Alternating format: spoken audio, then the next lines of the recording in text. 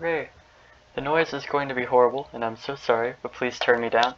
I'm doing this on computer because it's just easier to record. But doing this first off, you want to take a look at the board.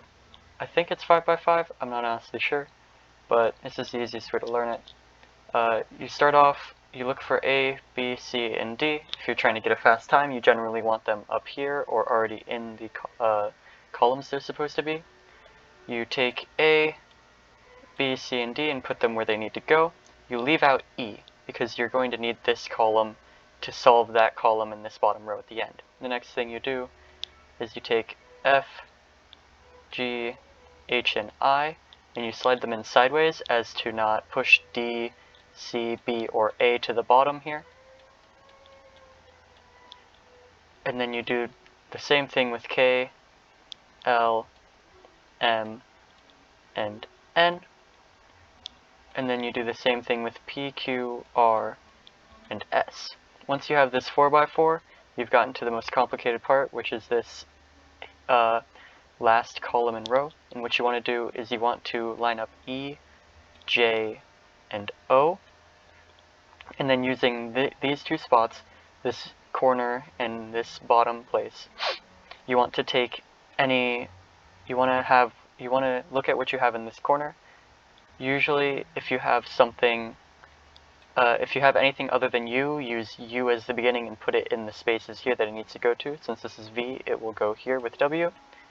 And now we can move these around freely while holding the W here. And we'll put it here since the alphabet goes U, V, W. And since we have Y here, we put it at the end, and we have completed the board. So once you get once you get used to it, I usually do it on mobile because it's easier, but you can use things like that. It's just harder to move the mouse for me. P, Q, R, S, E, J, O, and then you can get times like that.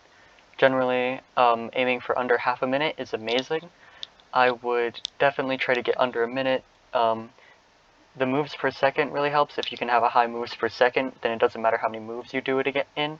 Generally, on mobile, I get up to 4, but if you're getting around 2, 2.5, that's still pretty solid. The hardest part is going to be this bottom area, because you have to put a lot more thought and planning into it if you're trying to do it in the least moves as possible. But that is how you do Loopover.